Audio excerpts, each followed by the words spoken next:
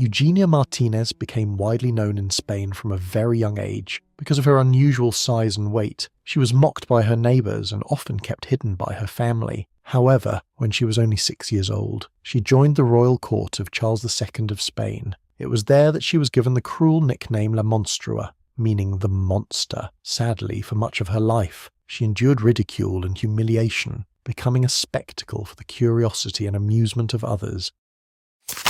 Eugenia Martínez was born in 1674 in the remote village of Marinda de Montija in northern Spain. Her parents, José Martínez and Antonia Bodega, are believed to have come from humble beginnings, though little is known about their lives. She had siblings, but even their number remains uncertain. According to tradition, Eugenia's birth was as unusual as it was memorable. One Sunday morning, while attending church, her mother went into labour and had no time to return home. The child was born inside the church itself, an extraordinary event that those present regarded as a favourable omen. The Spanish writer María Jesús later suggested that this circumstance may have inspired her name, Eugenia, interpreted as la bien nacida, the well-born. As an infant, Eugenia was described as healthy, strong, and blessed with a hearty appetite, promising qualities in an era when survival was far from assured. In the 17th century, particularly in rural communities with limited medical care, infant mortality was devastatingly high. In England alone, around 12% of children died within their first year, and as many as 36% did not live to reach adulthood. In such a world, a thriving child was seen as both a blessing and a sign of good fortune. As a baby, Eugenia was described as plump, but at first her parents saw no cause for concern. In that era, a sturdy child, especially a girl, was often viewed as a sign of health, fertility, and even prosperity. They likely believed their daughter was simply thriving. Yet as Eugenia grew, her development became increasingly unusual. She gained weight at an extraordinary rate and appeared far older than her actual age. Reports even claimed she resembled a 12-year-old before her first birthday, though this was almost certainly exaggerated. By the age of 1, she was said to weigh around 20 kilograms. While her siblings developed normally, Eugenia continued to grow larger at a startling pace. Alarmed, her parents sought medical advice. A physician placed her on a strict diet, but this did little to slow her growth. As the years passed, Eugenia's appearance made her stand out dramatically from other children. Neighbours mocked her relentlessly, and cruel curiosity replaced compassion, hoping to protect their daughter from humiliation. Her parents began keeping her indoors, shielding her from public ridicule. Despite their efforts, rumours of the giant girl spread quickly through nearby villages. Strangers came to stare, whisper, and often laugh. By the age of 6, Eugenia reportedly weighed around 65 kilograms. What had once seemed a sign of health had become the defining feature of her childhood, one that would shape her future in ways her family could never have foreseen. She endured years of isolation, confined largely to her room and hidden from public view. But her seclusion would not last. When Eugenia was just 6 years old, a messenger from the royal household arrived at her family's home with an extraordinary summons. She was to be presented before Charles II of Spain, known as the Bewitched. Word of the unusually large child had spread across the Spanish countryside and eventually reached the king, who was deeply intrigued. At first, her parents were uneasy. However, they were in no position to refuse a royal summons. It remains unclear whether they fully understood the reason for their journey to Madrid. Perhaps they hoped that the court physicians might offer a cure for their daughter's condition. Sadly, this was not the case. In 1680, Eugenia was taken to Madrid and presented at court. A royal tailor hastily prepared an appropriate gown, and the king was reportedly fascinated by her appearance. He proposed that she remain under royal protection as part of the household, an offer her parents accepted.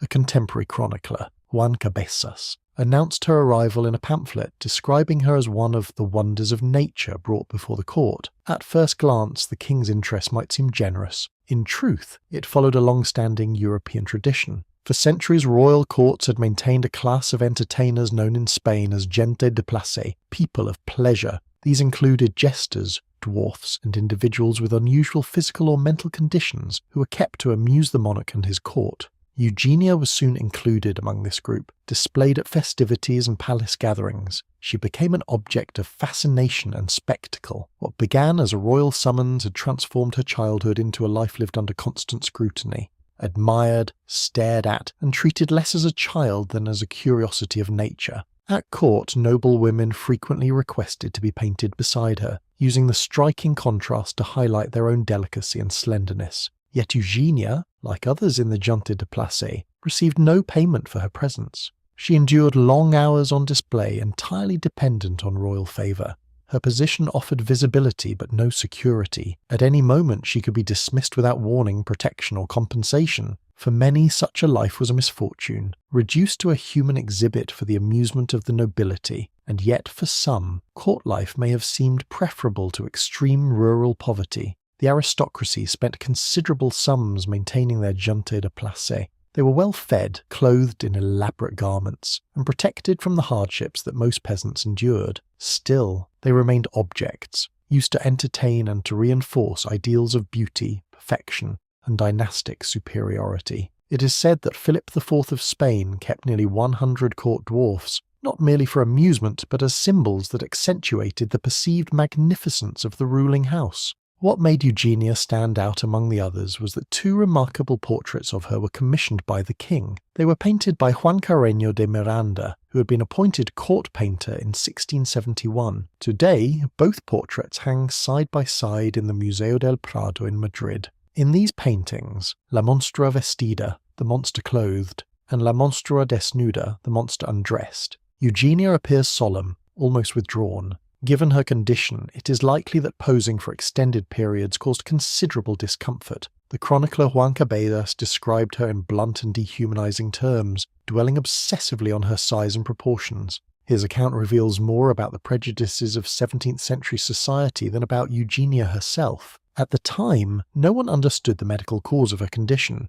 Today, some historians and medical experts speculate that she may have had Prader-Willi syndrome, a rare genetic disorder linked to abnormalities on chromosome 15. The condition is characterized by insatiable hunger, leading to severe obesity and related complications such as type 2 diabetes. Other features can include small hands and feet, short stature, light pigmentation, and infertility. While several of these traits align with historical descriptions of Eugenia, a definitive diagnosis is impossible without modern medical evidence. In the end, Eugenia remains a poignant figure, remembered not only for her unusual appearance but also for the way her life reflects the complexities, cruelties, and contradictions of her time. Tragically, Eugenia was often mocked as she moved through the palace corridors. She tired easily and struggled to keep pace with others, which made her an easy target for ridicule. It is believed that she suffered from hormonal complications and was likely infertile. Reports suggest that she never menstruated even in adulthood.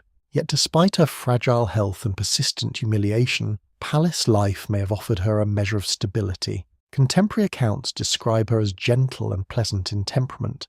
Over time, she appears to have gained a degree of acceptance, even affection, within certain circles of the court. Some members of the royal household reportedly treated her with kindness, and she remained a familiar presence well into her teenage years and early adulthood.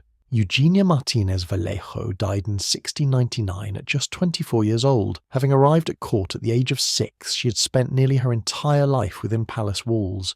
The precise cause of her death is unknown, and the location of her remains has never been confirmed. It is likely, however, that her underlying medical condition contributed to her early passing. Centuries later, her memory was revived. In 1997, the city of Avilés commissioned a statue honouring Juan Carreño de Miranda, the artist who immortalised her. The bronze sculpture, created by Amado González Hevia, draws inspiration from La Monstrua vestida and stands in the Barrio Marnero de Sabugo, on a street bearing the painter's name. Today, Eugenia's story invites reflection. Once exhibited as a marvel of nature, she is now remembered as a human being shaped by the beauty standards, power structures, and social hierarchies of 17th century Europe.